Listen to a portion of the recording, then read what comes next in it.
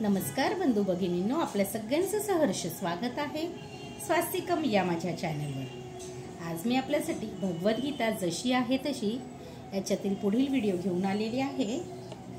सगळ्यात आधी आपण देवाला अगरबत्ती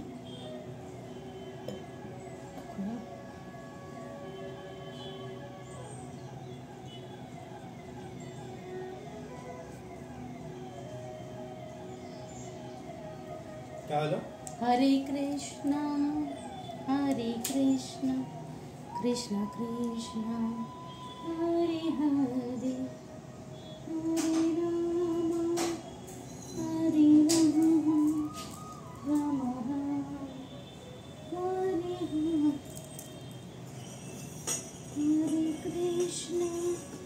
हरे कृष्ण कृष्ण कृष्ण हरे हरे। देवाला पुष्प अर्पण करते। ओम कृष्णाय नमः। राधे राधे राधे राधे। नैवेद्य अर्पण करते।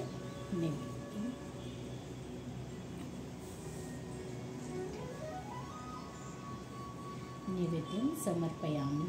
नैवेद्यं समर्पयामि। नैवेद्यं समर्पयामि।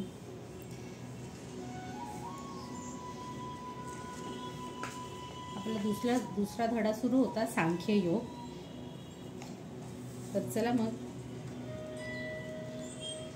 सांख्य योग मधील पुढील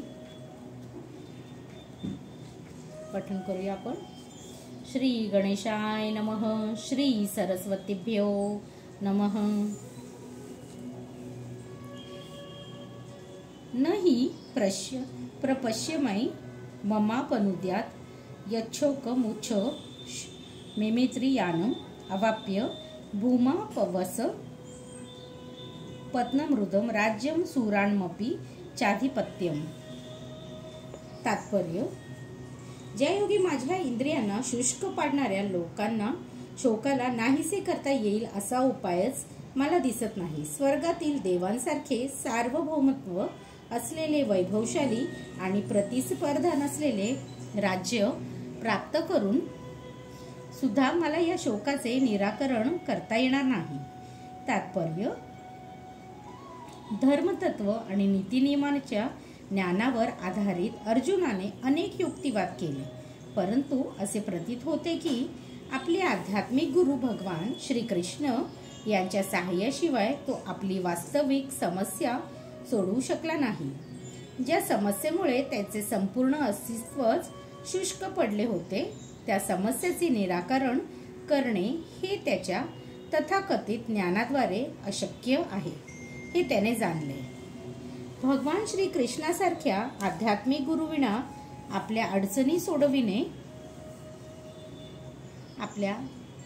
सोडविणे त्याला अशक्य झाले। जीवातील समस्या सोडविण्यासाठी पुस्तकी ज्ञान, विद्वत्ता, उच्च पद इत्यादी सर्व व्यर्थ आहे। केवळ श्रीकृष्णासारखाच आध्यात्मिक गुरु या बाबतीत सहाय्य करू शकतो। म्हणून यावरून असा निष्कर्ष निघतो की जो पूर्णपणे कृष्ण भावना भावित आहे तो वास्तविकपणे आध्यात्मिक गुरु आहे, कारण तो जीवातील समस्या सोडवू शकतो। भगवान श्री चैतन्य महाप्रभू सांगतात की एखाद्याचा सामाजिक दर्जा कोणताही असला तरी जर तो कृष्ण भावनेच्या विज्ञानात पारंगत असेल तर तोच खरा आध्यात्मिक गुरु आहे। किबा विप्र किबा न्यासी शूद्र केने नय येई कृष्ण तत्ववेता सेई गुरु है। एखाद्या व्यक्तीचे विप्र असणे, हलक्या जातीत जन्माला येणे किंवा संन्यासाश्रमात असणे हे महत्त्वपूर्ण नाही, परंतु जर व्यक्ती श्रीकृष्ण विज्ञानामध्ये पारंगत असेल तर तो परिपूर्ण आणि अधिकृत आध्यात्मिक गुरु होय। म्हणून कृष्ण भावनेच्या विज्ञानात पारंगत असल्याशिवाय कोणीही प्रमाणित आध्यात्मिक गुरु बनू शकत नाही।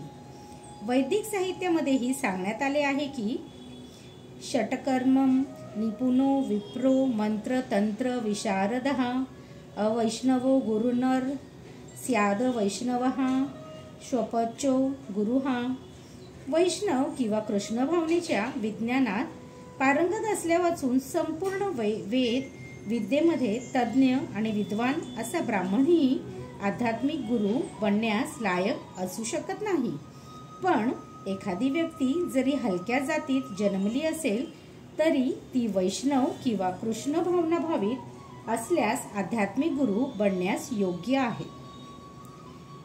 जन्म, जरा व्याधी आणि मृत्यू या भौतिक अस्तित्वाच्या समस्यांचा प्रतिबंध धनसंचयाच्या किंवा आर्थिक समृद्धीने होऊ शकत नाही. जगामध्ये अशा अनेक राष्ट्र आहेत जी जीवनातील सुखसोयींनी समृद्ध, संपत्तीने परिपूर्ण आणि आर्थिकदृष्ट्या विकसित आहेत. तरी सुद्धा त्या ठिकाणी भौतिक जीवनातील समस्या या आहेतच. विविध मार्गाद्वारे ते शांती प्राप्त करण्याचा प्रयत्न करीत आहेत. परंतु त्यांनी श्रीकृष्णाचे त्यांच्या अधिकृत प्रतिनिधीद्वारे किंवा कृष्ण विज्ञान सांगितलेल्या भगवद्गीता आणि श्रीमद भागवत यासारखे शास्त्राद्वारे मार्गदर्शन घेतले तरच त्यांना खरी शांती प्राप्त होऊ शकते. आर्थिक विकास आणि भौतिक सुखसोयीमुळे एखाद्या कौटुंबिक, सामाजिक, राष्ट्रीय किंवा आंतरराष्ट्रीय मंदाधता याबद्दल दुःख दूर होऊ शकत नाही. असे असते तर अर्जुनाने म्हटले नसते की पृथ्वीवरील प्रतिस्पर्धी विरहित राज्य किंवा स्वर्गलोकातील देवतासारखे सार्वभौमत्वही माझा शोक दूर करू शकत नाही. म्हणून त्याने कृष्ण भावनेचा आश्रय घेतला आणि शांती व समाधान प्राप्तीचा तोच योग्य मार्ग आहे. आर्थिक प्रगती किंवा जगावरील सार्वभौमत्व याचा भौतिक प्रकृतीच्या प्रलयामुळे क्षणार्धात विनाश होऊ शकतो. आता मनुष्य चंद्रलोकावर जाण्याचा प्रयत्न करीत आहे, परंतु उच्चतर ग्रहलोकावर जाण्याइतपत प्रगतीचाही विनाश एकाच फटक्यानिशी होऊ शकतो. भगवद्गीतातही याची पुष्टी करता येते. क्षीणे पुण्य मर्तलोकम विशंती. जेव्हा पुण्यकर्माचा फलांचा अंत होतो तेव्हा मनुष्याचे आनंदाचे अत्युच्च शिखरावरून जीवनातील अत्यंत खालच्या पायरीइतपत पतन होते. जगातील अनेक राजकारण्यांचे याप्रमाणे अधपतन झाले आहे. असे पतन केवळ अधिक शोकालाच कारणीभूत असते. यासाठी जर आपल्याला कायमचा शोक आवरायचा असेल तर ज्याप्रमाणे अर्जुन हा श्रीकृष्णाचा आश्रय घेत आहे त्याप्रमाणे आपणही श्रीकृष्णाचा आश्रय घेतला पाहिजे. म्हणून अर्जुनाने श्रीकृष्णांना निश्चितपणे आपल्या समस्यांचे निराकरण करण्यास सांगितले आणि तोच कृष्ण भावनामृताचा मार्ग आहे. संजय उवाच. एव मुक्तत्व ऋषिकेशं गुडाकेशः परन्तपः न योत्स्य इति गोविंद मुक्तवा तुष्णी बभूव. संजय म्हणाला, याप्रमाणे बोलून झाल्यावर परमतपम अर्जुन श्रीकृष्णांना म्हणाला, हे गोविंद, मी युद्ध करणार नाही, आणि स्तब्ध झाला. तात्पर्य, अर्जुन युद्ध करणार नव्हता व त्याऐवजी युद्धभूमीचा त्याग करून भिक्षाटन करण्यास जाणार होता. हे समजल्यावर धृतराष्ट्राला नक्कीच आनंद झाला असला पाहिजे. पण शत्रूला मारण्याइतपत अर्जुन सक्षम आहे असे सांगून संजयने धृतराष्ट्राची निराशा केली. थोड्या वेळापुरती जरी अर्जुन आपल्या कुटुंबावरील प्रेमामुळे व्याकुळ झाला होता तरी तो शिष्य म्हणून परमश्रेष्ठ आध्यात्मिक गुरु श्रीकृष्ण यांना शरण गेला. यावरून असे दिसून येते की थोड्याच कालावधीत तो कौटुंबिक आसक्तीमुळे उत्पन्न झालेल्या मिथ्या शोकातून मुक्त होईल आणि आत्मसाक्षात्काराचे ज्ञानाने किंवा कृष्ण भावनेने परिपूर्ण होऊन निश्चितपणे युद्ध करेल. याप्रमाणे धृतराष्ट्राच्या आनंदात विरजन पडेल, कारण श्रीकृष्णांनी अर्जुनाला ज्ञान प्रदान केल्यामुळे तो शेवटपर्यंत युद्ध करेल. तमुवाच ऋषिकेशः प्रहसनी भारत स्नेहयोरोभयोर्मध्ये विषीदन तन्विधी वचहा. हे भरतवंशजा, त्यावेळी दोन्ही सैन्याच्या मध्ये उभे राहून हास्य करीत श्रीकृष्ण खिन्न झालेल्या अर्जुनाला याप्रमाणे म्हणाले. तात्पर्य: ऋषिकेश आणि गुडाकेश या दोन घनिष्ठ मित्रांमध्ये संभाषण चालले होते. मित्र या नात्याने दोघेही एकाच पातळीवर होते, पण त्यांच्यापैकी एकाने स्वेच्छेने दुसऱ्या शिष्यत्व पत्करले. श्रीकृष्ण हसले, कारण एका मित्राने शिष्यत्व पत्करले होते. सर्वांचे अधिपती या नात्याने ते नित्य सर्वांपेक्षा ज्येष्ठ आहे. तरी सुद्धा भक्तांसाठी भगवंत हे मित्र, पुत्र किंवा प्रियकर यापैकी कोणताही संबंध ठेवण्यास सदैव तत्पर असतात. पण जेव्हा त्यांचा गुरु म्हणून स्वीकार करण्यात आला तेव्हा ते गुरु बनले आणि शिष्यांबरोबर त्यांनी गुरुप्रमाणेच गंभीर संभाषण केले. असे दिसते की गुरु आणि शिष्यामधील संवाद सर्वांच्याच लाभासाठी दोन्ही सैन्यांमध्ये प्रकटपणे चालला होता. म्हणून भगवद्गीतेतील संवाद हा फक्त विशिष्ट व्यक्ती, समाज, जातीसाठी नसून तो सर्वांसाठी आहे आणि त्याचे श्रवण करण्याचा मित्र अथवा शत्रू दोघांनाही समान अधिकार आहे. श्री भगवान उवाच. अशोच्यानत्वं शोचस्त्वं प्रज्ञावादश्व भाषसे गतासून गतांसुष्व नानुशोचन्ति पंडितः. पुरुषोत्तम श्री भगवान म्हणाले, पंडिताप्रमाणे बोलताना तू जे शोक करणे इतके योग्य नाही त्याबद्दल शोक करीत आहेस. जे ज्ञानीजन आहेत ते जीवितांबद्दल तसेच मृतांबद्दलही शोक करीत नाहीत. भगवंतांनी तात्काळ गुरुपद स्वीकारले आणि आपल्या शिष्याला अप्रत्यक्षपणे मुख म्हणून खडसावले. भगवंत म्हणाले की तू एखाद्या विद्वानाप्रमाणे बोलत आहेस, पण तू जाणत नाहीस की जो विद्वान किंवा ज्याला शरीर आणि आत्म्याचे ज्ञान आहे त्या जीविताबद्दल किंवा मृतावस्थेतील शोक करीत नाही. पुढील अध्यायामध्ये सांगितल्याप्रमाणे जड व चेतन आणि उभयांत्याच्या नियंत्रकाला जाणणे म्हणजे ज्ञान होय. राजकारण आणि समाजशास्त्र यांच्यापेक्षा धार्मिक तत्वांचा अधिक प्राधान्य देण्यात यावे असा अर्जुनाचा युक्तिवाद होता. पण त्याला माहीत नव्हते की धार्मिक तत्वांपेक्षाही जड प्रकृती, आत्मा आणि परमात्मा याबद्दल ज्ञान हे अत्यंत महत्त्वपूर्ण आहे आणि या ज्ञानाच्या अभावामुळे त्याने महान विद्वान व्यक्तींचा आव आणायला नको. वास्तविकपणे तो विद्वान नसल्यामुळे जे शोक करणे योग्य नाही त्याबद्दल व्यर्थ शोक करीत होता. या शरीराचा जन्म झाला आहे आणि आज ना उद्या निश्चितपणे याचा नाश होणारच आहे. म्हणून आत्म्या इतके हे शरीर महत्त्वपूर्ण नाही हे जो जाणतो तोच खरा पंडित आहे आणि भौतिक शरीराची कोणतीही परिस्थिती त्याच्या शोकास कारणीभूत होत नाही. न त्वेवाहं जातु नासं न त्वं नेमे जनाधिपः न चैव न भविष्यामः सर्वे वयमतः परम. ज्या काळी मी, तू आणि हे सर्व राजे अस्तित्वात नव्हते असा काळ कधीही नव्हता आणि भविष्य काळात आपण अस्तित्वहीन होणार असेही नाही. तात्पर्य: वैयक्तिक कर्मानुसार आणि कर्मफलानुसार विविध अवस्थेमध्ये असणाऱ्या असंख्य जीवांचे पालनकर्ता पुरुषोत्तम श्री भगवान आहेत असे कठोपनिषद आणि श्वेताश्वेताश्वर उपनिषदांमध्ये सांगण्यात आले आहे. तेच पुरुषोत्तम श्री भगवान आपल्या पूर्ण श्वासाद्वारे प्रत्येक जीवाच्या हृदयामध्ये स्थित आहेत. जे संतजन त्या भगवंतांना आत आणि बाहेर दोन्हीकडे पाहू शकतात त्यांनाच परिपूर्ण आणि शाश्वत शांतीची प्राप्ती होते.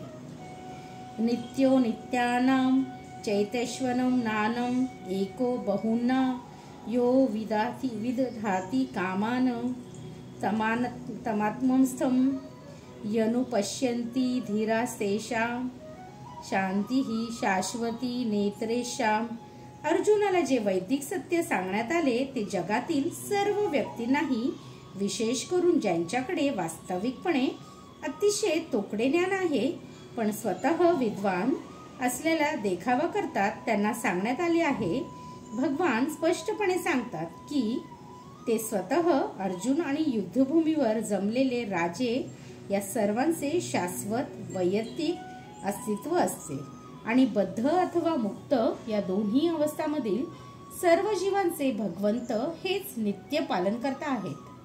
पुरुषोत्तम श्री भगवान हे परमपुरुष आहेत आणि भगवंताचा नित्य सहचर अर्जुन व उपस्थित राजे हे सर्व शाश्वत जीवात्मा आहेत.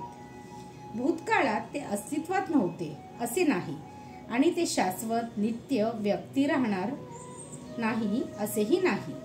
त्यांचे व्यक्तित्व भूतकाळात अस्तित्वात होतेच आणि हे व्यक्तित्व भविष्यकाळातही अखंडपणे चालू राहीलच, म्हणून कोणाबद्दलही शोक करण्याचे कारण नाही. मायावादी तत्वज्ञान सांगते की मोक्षानंतर जीवात्मा हा मायेच्या आवरणापासून अलग होतो आणि निर्विशेष ब्रह्मामध्ये विलीन होऊन आपले अस्तित्व गमावतो. पण या सिद्धांताला सर्वश्रेष्ठ अधिकारी श्री भगवान श्री कृष्णांनी या ठिकाणी पुष्टी दिली नाही. तसेच फक्त बद्धावस्थेत आपण वैयक्तिक अस्तित्वाचा विचार करतो आणि सिद्धांताला ही ठिकाणी पुष्टी मिळत नाही आणि इतरांचे स्वतंत्र अस्तित्व निरंतर चालूच राहतील.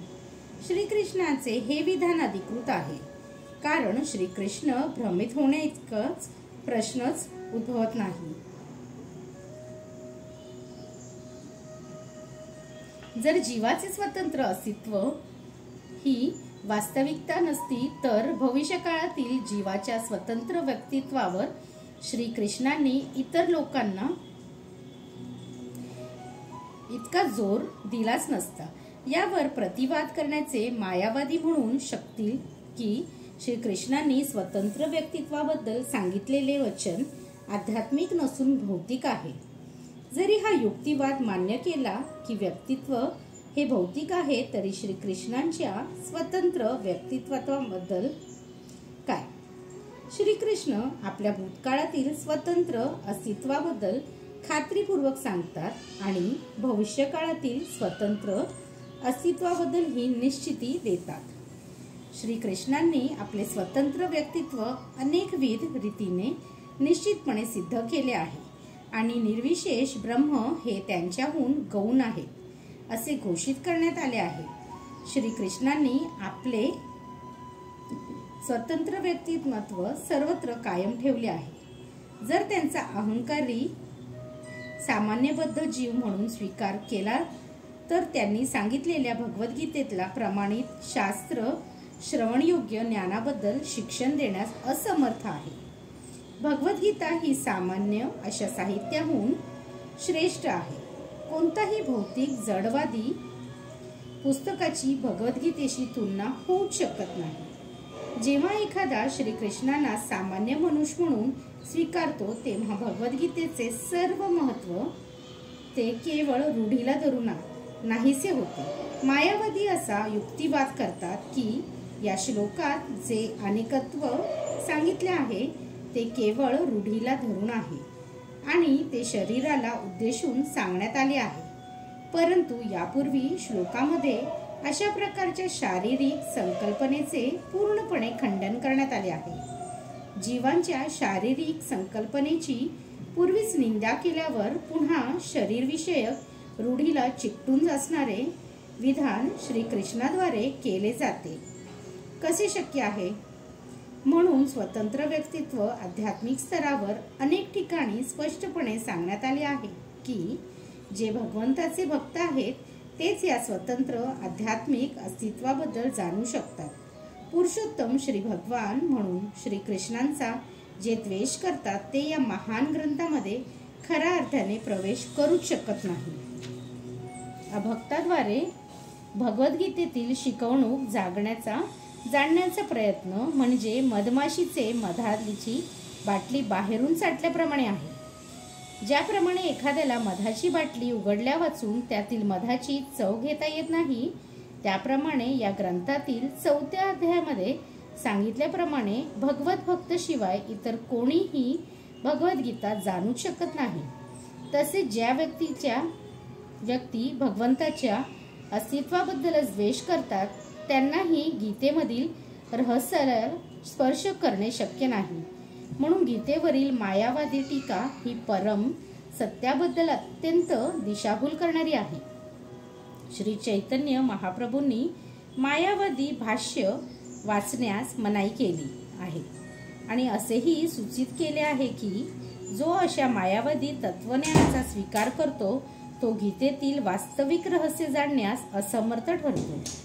जर स्वतंत्र व्यक्तित्व भौतिक सृष्टींशी संबंधित असणे तर भगवंतांनी गीतोपदेश करण्याची काहीच आवश्यकता नव्हती. स्वतंत्र जीव आणि भगवंत यांचे अनेकत्व ही वास्तविकता आहे आणि वर सांगितल्याप्रमाणे वेदांमध्ये याची पुष्टी करण्यात आली आहे.